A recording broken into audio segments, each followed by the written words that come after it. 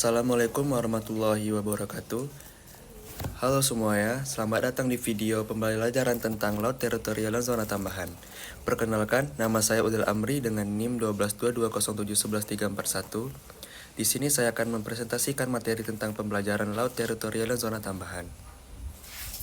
Sebagai negara kepulauan, Indonesia memiliki wilayah laut yang sangat luas, bahkan lebih besar dibandingkan daratan. Namun, tahukah kalian bahwa laut tidak hanya sekedar air yang mengelilingi negara kita? Ada hukum internasional yang mengatur bagaimana suatu negara bisa mengklaim wilayah lautnya. Dalam Konvensi Hukum Laut PBB, UNCLOS 1982, wilayah laut suatu negara dibagi menjadi beberapa zona. Di antaranya, yang pertama laut teritorial, yaitu wilayah laut yang berada di bawah kedaulatan penuh negara. Yang kedua, zona tambahan, yaitu wilayah laut di luar laut teritorial yang memberikan hak pengawasan terhadap pelanggaran tertentu. Pemahaman tentang kedua zona ini sangat penting, terutama dalam menjaga kedaulatan dan keamanan maritim Indonesia. Mari kita bahas lebih dalam. Laut teritorial adalah wilayah laut sejauh 12 mil laut, sekitar 22,2 km, dari garis darat pantai suatu negara. Dalam zona ini, negara memiliki kedaulatan penuh. Artinya, negara tersebut memiliki kendali penuh atas perairan, dasar laut, ruang udara di atasnya, serta semua sumber daya alam yang ada. Hak negara di laut teritorial. Yang pertama, kedaulatan penuh, yaitu negara pantai berhak mengatur dan mengeksploitasi sumber daya laut, baik itu ikan, minyak bumi, gas alam, maupun aktivitas ekonomi lainnya. Dan lainnya, negara juga dapat mengatur lalu lintas maritim, termasuk peraturan lingkungan dan keamanan. Yang kedua, hak untuk mengatur dan menegakkan hukum. Negara pantai memiliki kewenangan untuk menegakkan hukum nasionalnya di laut teritorial. Termasuk dalam hal ini adalah aturan perikanan, lingkungan, pajak, dan kepabeanan. Yang ketiga, hak lintas damai bagi kapal asing. Kapal asing diperbolehkan melintas melalui laut teritorial suatu negara asalkan tidak mengganggu keamanan atau ketertiban. Lintas damai ini tidak boleh melibatkan kegiatan militer, intelijen, dan eksploitasi sumber daya tanpa izin negara pantai. Yang keempat, penegakan hukum terhadap pelanggaran. Jika kapal asing melanggar hukum di laut teritorial, negara pantai memiliki hak untuk menindak tegas, termasuk dengan penyitaan atau penahanan.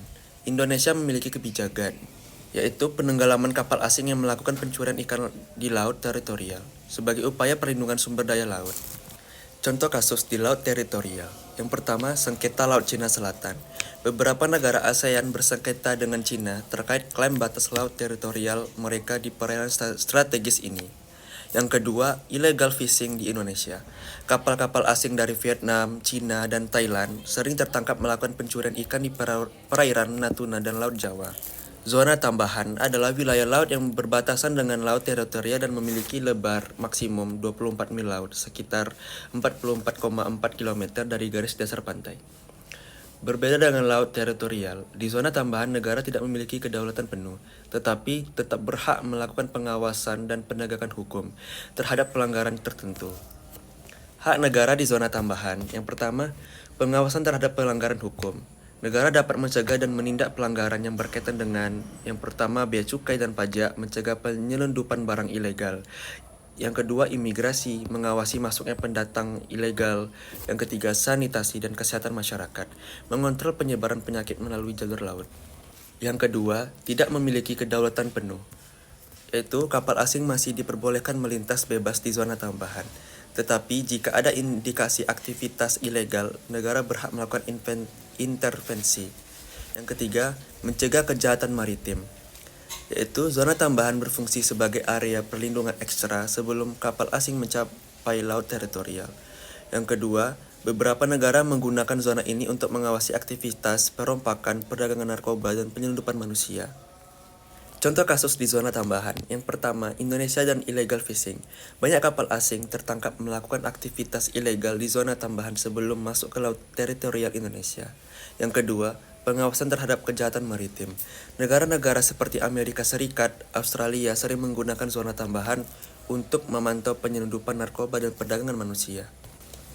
Baiklah, kesimpulannya adalah sebagai negara kepulauan terbesar di dunia, Indonesia memiliki tanggung jawab besar dalam menjaga perairan dan sumber dayanya, yaitu Yang pertama, laut teritorial memberikan hak kedaulatan penuh bagi negara atas wilayah lautnya.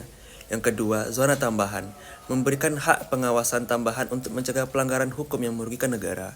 Dengan memahami batas-batas maritim ini, kita bisa lebih menghargai peran laut dalam menjaga kedaulatan dan kesejahteraan bangsa. Mari kita bersama-sama menjaga kelautan Indonesia untuk masa depan yang lebih baik. Terima kasih telah menyimak video ini.